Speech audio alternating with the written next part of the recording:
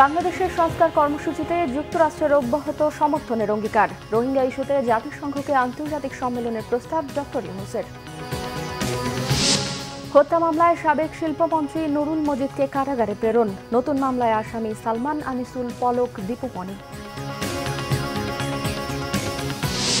পানি বণ্টন নিয়ে শীঘ্রই ভারতের সাথে আলোচনা করবে বাংলাদেশ, বলেছেন উপদেষ্টা রিজওয়ানা। আঞ্চলিক সংস্থাগুলোকে সচল করার উদ্যোগ। অস্থিরতা কাটিয়ে আশুলিয়া ও গাজীপুরে কাজে ফিরেছেন শ্রমিকরা। এখনো বন্ধ ৩২টি কারখানা।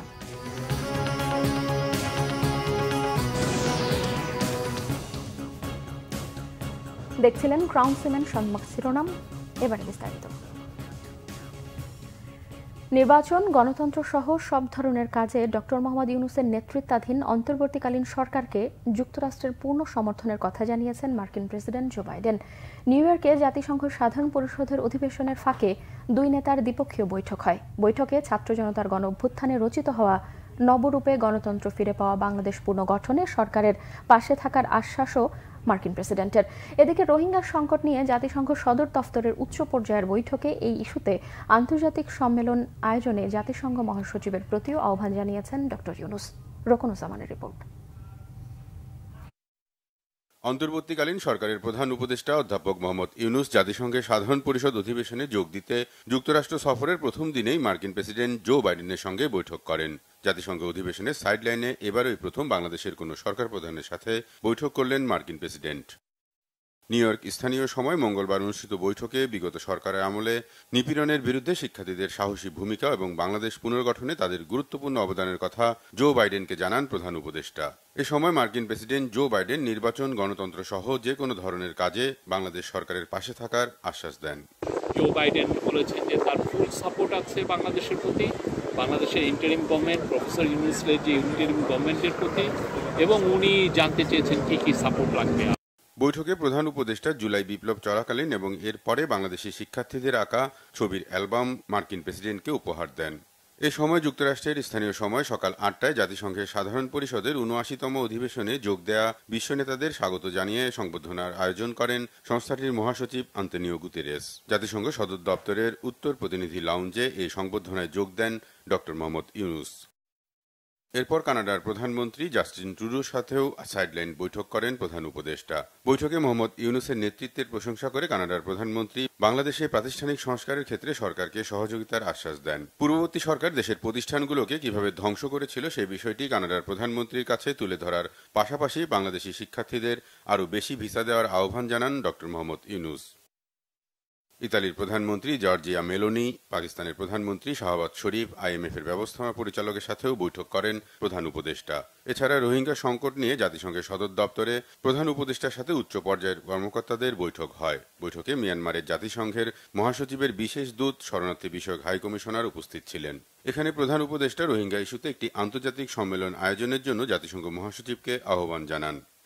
The overall scenario leaves the forcibly displaced Rohingyas, their hosts, and the global partners with lingering uncertainties. While the focus and humanitarian support to the Rohingyas dwindle, presence of sizable young population in the camps potentially creates another layer of complexity to the crisis. Excellencies, we are concerned over the deteriorating security situation and instability in the bordering region, including sporadic group fighting and criminal activities.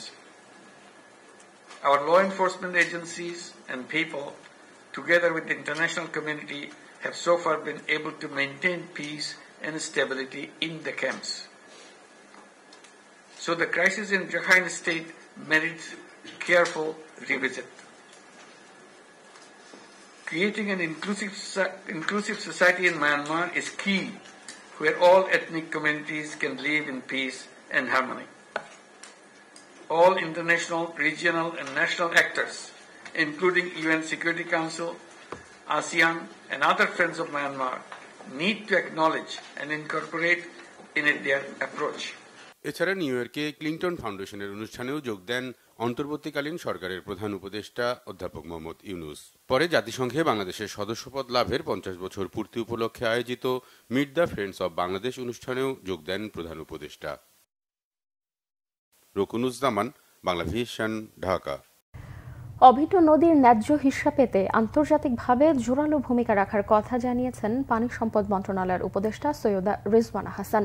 নদী রক্ষায় SAARC সহ দক্ষিণ এশীয় অঞ্চলের সংস্থাগুলোকে সচল করার উপরেও তিনি জোর দেন। নদী দিবসের আলোচনায় এই বিষয়ে শীঘ্রই ভারতের সঙ্গে আলোচনার কথাও জানান তিনি।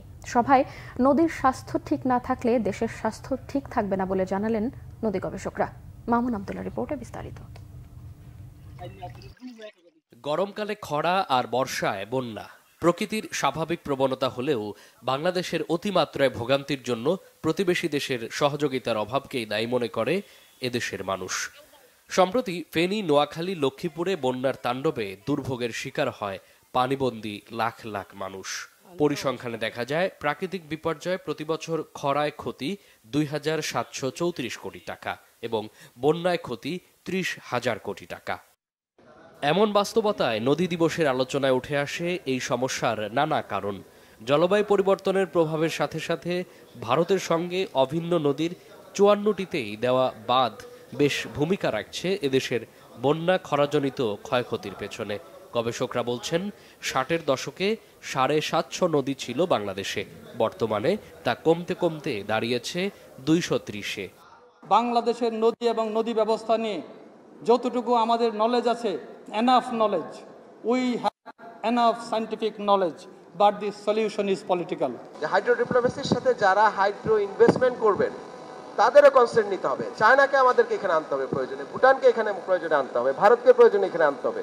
আমাদের নেগোশিয়েটিং ক্যাপাবিলিটি যথেষ্ট ঘাটতি আছে, মানসিকতার ঘাটতি, মাইন্ডসেটের ঘাটতি, নতজানু পররাষ্ট্রনীতি এগুলো তো ছিলই। একই সাথে আমাদের যারা নেগোশিয়েট যেসব কর্মকর্তা যাদেরকে দায়িত্ব দিয়েছি, আমাদের ক্যাপাবিলিটির এই ঘাটতি আমাদের পূরণ করা দরকার।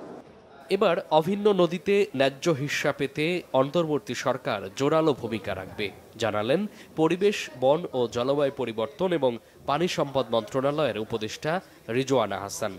পানির অধিকার নিয়ে, পানির হিস্যা নিয়ে জনমানুষের কথা শুনে নেগোসিয়েশনের পয়েন্ট ঠিক করে অবশ্যই ভারতের সাথে যে আলাপ আলোচনা করব আপনাদেরকে জানাবো। সেই আলোচনার সূত্রপাত আমরা খুব দেরি করে করব না, শীঘ্রই করতে চাই।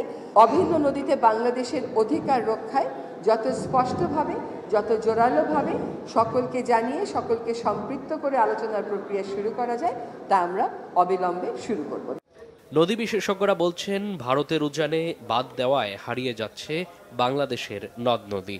পরিসংখ্যান বলছে ভারতের উজানে ২৯টি রাজ্যের ২২টিতে বাঁধ রয়েছে ৪,৩০০টি। মামুন আব্দুল্লাহ, বাংলা ভিশন, ঢাকা। হত্যা মামলায় গ্রেফতার সাবেক শিল্পমন্ত্রী নুরুল মজিদ মাহমুদ হুমায়ুনের রিমান্ড নামঞ্জুর করে কারাগারে পাঠানোর নির্দেশ দিয়েছে আদালত। সকালে নরসিংদীর একটি আদালতে সাবেক শিল্পমন্ত্রীকে হাজির করে ৫ দিনের রিমান্ড আবেদন করা হয়। আদালত রিমান্ড নামঞ্জুর করে কারাগারে পাঠানোর নির্দেশ দেন। এর আগে মঙ্গলবার রাতে তাকে গ্রেফতার করে র্যাব। গত ৪ আগস্ট নরসিংদীর মাধবদী এলাকায় বৈষম্য বিরোধী ছাত্র আন্দোলনের সময় ছাত্রদের ওপর হামলা ও হত্যাকাণ্ডের অভিযোগে তার বিরুদ্ধে মামলা হয়েছে। এর আগে রাতে তার ছেলে মঞ্জুরুল মজিদ মাহমুদ সাদি সোশ্যাল মিডিয়ায় একটি পোস্ট দিয়ে বাবার গ্রেফতারের বিষয়টি নিশ্চিত করেন। জানান সাবেক মন্ত্রীকে তার নিজ বাসভবন থেকে গ্রেফতার করা হয়েছে।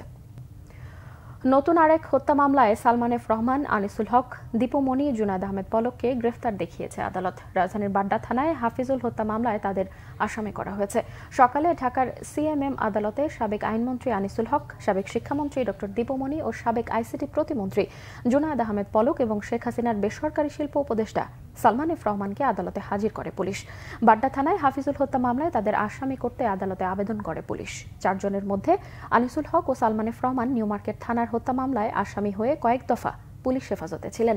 এদিকে শিক্ষার্থী হত্যার অভিযোগে দীপুমণি ও জুনায়েদ আহমেদ পলককেও রাজধানীর তেজগাঁ থানা পুলিশ কয়েক দফা রিমান্ডে নেয়। এই ৪ জনকে পুলিশ হেফাজতে নেয়ার আবেদন ও জামিন আবেদন বাতিল করে কারাগারে পাঠিয়ে দিয়েছে আদালত। একই মামলায় গ্রেফতার দেখানো হয়েছে সাংবাদিক মোজাম্মেল বাবুকে। বিএনপির সিনিয়র যুগ্ম মহাসচিব রুহুল কবির রিজভী বলেছেন, ভারত বাংলাদেশের জনগণের সাথে নয়, শেখ হাসিনার সাথে বন্ধুত্ব চায়। নিজেদের আধিপত্য বিস্তারেই ভারত শেখ হাসিনাকে চায় বলেও মন্তব্য করেন তিনি। রাজধানীতে এক আয়োজনে বিএনপি নেতা রিজভী বলেন, সংস্কারের যে কথা বলা হচ্ছে তা দীর্ঘদিন ধরে আলোচনা হচ্ছে, সেক্ষেত্রে সংস্কারে বেশি সময় লাগার কথা না বলেও দাবি করেন তিনি। শেখ হাসিনা সংবিধানকে কেটে তার মতো করে মুড়ির ঠোঙা বানিয়েছিল বলেও মন্তব্য তার। রিজভী বলেন, দুর্গোৎসব সামনে রেখে ইলিশ পাঠানো হচ্ছে, এতে কোনো সমস্যা নেই। ইলিশ রপ্তানিতে বিএনপি কখনো বিরোধিতা করে না, কিন্তু ভারতের স্বরাষ্ট্রমন্ত্রী বাংলাদেশিদের নিয়ে কটূক্তি করলে বাংলাদেশের মানুষ আবেগপ্রবণ হবেই। যারা বাংলাদেশের সাথে কৃতদাসের মতো আচরণ করে, তখন কেন ইলিশ রপ্তানি করা হবে তা নিয়ে অর্থ উপদেষ্টার উদ্দেশ্যে প্রশ্ন রাখেন রুহুল কবির রিজভী। ভারতের স্বরাষ্ট্রমন্ত্রী বলছেন, এখানে বাংলাদেশি কাউকে যদি দেখো সীমান্তে, তার পা উপরের দিকে ঝুলিয়ে রেখে শাস্তি দেবে। তখন আমার তো আবেগ আসবে না। এরা তো আমাদের সাথে বন্ধুত্ব চায় না, জনগণের সাথে বন্ধুত্ব চায় না। এরা বন্ধুত্ব চায় শুধু শেখ হাসিনার মতো একজন ভয়ঙ্কর রক্ত পিপাসু। এরা বাংলাদেশের জনগণকে ওরা পছন্দ করে না। ওদের পছন্দ একটাই, যে শেখ হাসিনা থাকলে বাংলাদেশে তারা মাতবরি করতে পারবে। শেখ হাসিনা থাকলে ভারতের আধিপত্য বাংলাদেশে বিস্তার লাভ করবে। এই তখন তো জনগণের মধ্যে আবেগ তৈরি হবে যে ভারত যদি আমাদেরকে দ্বিতীয় শ্রেণীর তাদের নাগরিক মনে করে, তাহলে তো আমাদের আবেগ চরম আকারে ধারণ করবে। নাগরিক ঐক্যের সভাপতি মাহমুদুর রহমান মান্নাকে বিগত স্বৈরাচারের সরকার বিদেশে সুচিকিৎসা করতে না দেয় তার শারীরিক দুরবস্থা তৈরি হয়েছে, অভিযোগ বিএনপির স্থায়ী কমিটির সদস্য ডক্টর আব্দুল মঈন খানের। রাজধানীর বঙ্গবন্ধু শেখ মুজিব মেডিকেল বিশ্ববিদ্যালয়ে চিকিৎসাধীন মাহমুদুর রহমান মান্নাকে দেখতে গিয়ে এই কথা বলেন মঈন খান। এ সময় চিকিৎসকদের কাছে শারীরিক অবস্থার খোঁজ খবর নেন ডক্টর মঈন। পরে তিনি সাংবাদিকদের বলেন, বিগত সরকারের জুলুম, নিপীড়ন আর নির্যাতনের শিকার মান্না। রাজনৈতিক প্রতিহিংসায় স্বৈরাচার সরকার তাকে বিদেশে সুচিকিৎসা পর্যন্ত করতে দেয়নি। বিএনপি ও সমমনা এমন অসংখ্য নেতাকর্মী আওয়ামী লীগ সরকারের প্রতিহিংসার শিকার হয়েছে।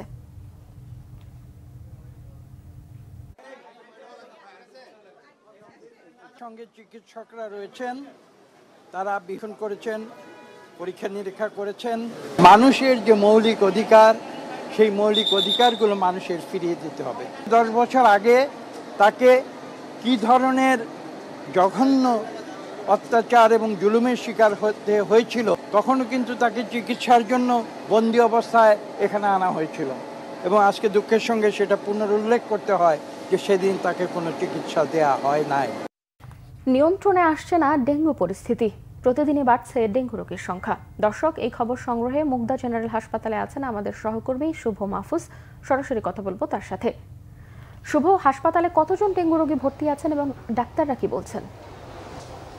কনক, আপনি জানেন যে গত 2 মাস যাবতই ডেঙ্গু পরিস্থিতি খুবই ভয়াবহ পরিস্থিতি রয়েছে। গত 24 ঘন্টায় স্বাস্থ্য অধিদপ্তর যেটি জানিয়েছে সেটি হচ্ছে যে 801 জন সারা দেশে রোগী ভর্তি হয়েছে এবং 3 জন রোগী মারা গেছে। আমরা এই মুহূর্তে রয়েছি রাজধানীর মুগদা মেডিকেল কলেজ হসপিটালে। এখানে কিন্তু এই ঢাকার আশপাশ অর্থাৎ জুরাইন, ডেমরা, যাত্রাবাড়ি, খিলগাঁও, বাসাবো এইসব এলাকা থেকে রোগী আসে। পাশাপাশি এর আশপাশে দক্ষিণাঞ্চলের যে জেলাগুলো রয়েছে সেই জেলাগুলো থেকে কিন্তু এখানে রোগী আসে।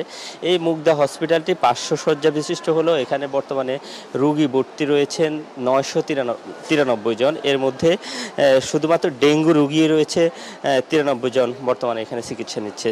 এই 93 জন ডেঙ্গু রোগীর মধ্যে রয়েছে 21 জন শিশু। আর আরেকটি বিষয় জানিয়ে রাখি যে গত মাসের তুলনায় এই মাসেই এই হসপিটালে ডেঙ্গু রোগীর চাপ বেশি রয়েছে। চলতি মাসে এখন পর্যন্ত 2891 জন রোগী এখানে ডেঙ্গু আক্রান্ত হয়ে ভর্তি হয়েছেন এবং এদের মধ্য থেকে 6 জন রোগী মারা গেছেন। আর এই হসপিটালে এই বছরের এই মৌসুমে অর্থাৎ জানুয়ারি থেকে এখন পর্যন্ত মোট 28 জন রোগী মৃত্যুবরণ করেছে। অর্থাৎ ডেঙ্গুর পরিস্থিতি যে ভয়াবহ বা পরিস্থিতির যে খুবই অবনতি হচ্ছে সেটি কিন্তু মুগদা হসপিটালে আসলে আমরা বরাবরই আমরা দেখতে পাচ্ছি যে বেডগুলো সংকুলন না হওয়ার কারণে ফ্লোরের মধ্যে হসপিটাল কর্তৃপক্ষ বেড বসিয়ে কিন্তু সেখানে কিন্তু রুগীদেরকে চিকিৎসা দিচ্ছেন এবং রুগীদেরকে চিকিৎসা দেওয়ার জন্য হসপিটাল কর্তৃপক্ষ কিন্তু সর্বোচ্চ চেষ্টা করছেন এবং তারা যেটা জানছে যে কোনো রুগী ডেঙ্গুতে আক্রান্ত হওয়ার পর যখন ডেঙ্গু শনাক্ত হয় বা রুগীর অবস্থা যদি আশঙ্কাজনক হয় তাহলে কিন্তু তারা কিন্তু রুগীকে ভর্তি করাচ্ছে না এবং যে কোনো মূল্যে কিন্তু তারা এখানে চিকিৎসা দিচ্ছেন। মোটামুটি ডেঙ্গুর যে ভয়াবহ পরিস্থিতি সেটি এই মুগদা হসপিটালের আসলে কিন্তু আমরা দেখতে পাচ্ছি। তো এই ছিল মোটামুটি মুগদা হসপিটাল থেকে আমার কাছে সর্বশেষ। শুভ, আপনাকে ধন্যবাদ।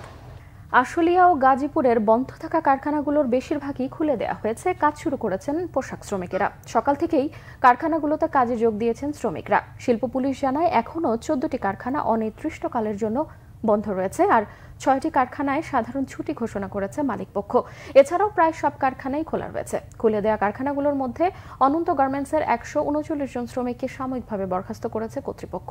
1 সেপ্টেম্বর থেকে 22 সেপ্টেম্বর পর্যন্ত কাজ না করে কারখানাটিতে ভাঙচুর, লুটপাটে স্টাফদের লাঞ্ছিত করার অভিযোগে তাদেরকে বরখাস্ত করা হয়। সকালে কারখানায় প্রবেশ করতে দেওয়া হয়নি বরখাস্ত হওয়া শ্রমিকদের। কারখানা কর্তৃপক্ষ জানিয়েছে অযৌক্তিক আন্দোলনের নামে বিশৃঙ্খলা রোধে এই সিদ্ধান্ত নেওয়া হয়েছে। নাটোরে ডাবল মার্ডার মামলার বিএনপি নেতা অ্যাডভোকেট এম রুহুল কুদ্দুস তালুকদার দুলু সহ 14 নেতাকর্মীকে খালাস দিয়েছে আদালত। নাটোরের অতিরিক্ত জেলা ও দায়রা জজ আদালত 3-এর বিচারক মোহাম্মদ মাইনুদ্দিন বুধবার দুপুরে এই রায় দেন। 2015 সালের 5 জানুয়ারি আওয়ামী লীগের ঘোষিত সংবিধানের সুরক্ষা ও গণতন্ত্র রক্ষায় বিজয় র্যালি কর্মসূচিতে যাওয়ার সময় তেবাড়িয়া এলাকায় রাকিব ও রায়হান নামের 2 জনকে গুলি করে হত্যা করে দুর্বৃত্তরা। এই ঘটনায় রাকিবের বড় ভাই আঞ্জুল সদর থানায় একটি এজাহার দায়ের করেন। এজাহারে দায়েরের পরে পুলিশ তদন্তে বিএনপির নেতা অ্যাডভোকেট রুহুল কুদ্দুস তালুকদার দুলু সহ 14 জনকে গ্রেফতার করে আদালতে সোপর্দ করে। আসামি পক্ষের আইনজীবী রুহুল আমিন তালুকদার টগর বলেন, মামলার বাদীপক্ষ আসামিদেরকে শনাক্ত করতে না পারায়, রাষ্ট্রপক্ষ সাক্ষী প্রমাণ করতে না পারায় বিচারক বিএনপি নেতা অ্যাডভোকেট এম রুহুল কুদ্দুস তালুকদার দুলু সহ 14 জনকে খালাস দেন। শ্রীলঙ্কায় পার্লামেন্ট বিলুপ্ত করেছেন নবনির্বাচিত প্রেসিডেন্ট অনুরা কুমারা দিশানায়েকে। আগামী নির্বাচন হবে আগামী 14 নভেম্বর। রাজধানীর কলম্বোয় মঙ্গলবার দেশটির 3য় নারী প্রধানমন্ত্রী হিসেবে ডক্টর হরিণী অমরাসুরিয়াকে শপথ পড়ানোর মধ্য দিয়ে মন্ত্রিসভা গঠন করেন প্রেসিডেন্ট দিশানায়েকে। বিশ্ববিদ্যালয়ের শিক্ষক 54 বছর বয়সী হরিণীর বিচার, শিক্ষা ও শ্রম মন্ত্রণালয়ের দায়িত্ব পালন করবেন। এই মন্ত্রিসভা অন্তর্বর্তী সরকার হিসেবে কাজ করবে। মন্ত্রিসভার শপথের পর বিগত পার্লামেন্ট বিলুপ্তির ঘোষণা মঙ্গলবার রাত 12টা থেকে কার্যকর হয়। এই নিয়ে বিশেষ প্রজ্ঞাপনও প্রকাশ করা হয়েছে। 2020 সালের আগস্টে গঠিত ওই পার্লামেন্টে বিরোধী দল ছিল প্রেসিডেন্ট দিশানায়েকের রাজনৈতিক জোট ন্যাশনাল পিপল পাওয়ার এনপিপি। 225 আসনের পার্লামেন্টে মাত্র 3 আসন রয়েছে এই জোটের। তাই 2025 সালের আগস্টে মেয়াদ শেষে 11 মাস আগেই পার্লামেন্ট বিলুপ্তির ঘোষণাকে 55 বছর বয়সী নয়া প্রেসিডেন্টের রাজনৈতিক কৌশল বলছেন বিশ্লেষকরা। চরম অর্থনৈতিক সংকটের মুখে 2022 সালে গণ অভ্যুত্থানে তৎকালীন প্রেসিডেন্ট গোতাবায়া রাজাপাকসেকে ক্ষমতাচ্যুত হলে তাকে স্থলাভিষিক্ত হন রনিল বিক্রমাসিংহে। সংবাদ শেষ করব ক্রাউন সিমেন্ট শিরোনামগুলো আরও একবার জানিয়ে। বাংলাদেশের সংস্কার কর্মসূচিতে যুক্তরাষ্ট্রের অব্যাহত সমর্থনের অঙ্গীকার। রোহিঙ্গা ইস্যুতে জাতিসংঘকে আন্তর্জাতিক সম্মেলনের প্রস্তাব ডক্টর ইউনূসের। হত্যা মামলায় সাবেক শিল্পমন্ত্রী নুরুল মজিদকে কারাগারে প্রেরণ। নতুন মামলায় আসামি সালমান, আনিসুল, পলক ও দীপুমণি। পানি বণ্টন নিয়ে শীঘ্রই ভারতের সাথে আলোচনা করবে বাংলাদেশ, বলেছেন উপদেষ্টা রিজওয়ানা। আঞ্চলিক সংস্থাগুলোকে সচল করার উদ্যোগ। অস্থিরতা কাটিয়ে আশুলিয়া ও গাজীপুরে কাজে ফিরেছেন শ্রমিকরা। এখনো বন্ধ 32টি কারখানা।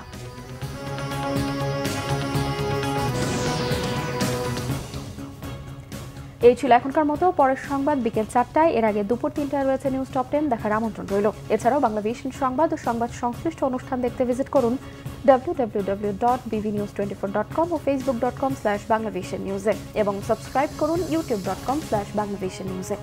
এতক্ষণ সঙ্গে থাকায় ধন্যবাদ সবাইকে।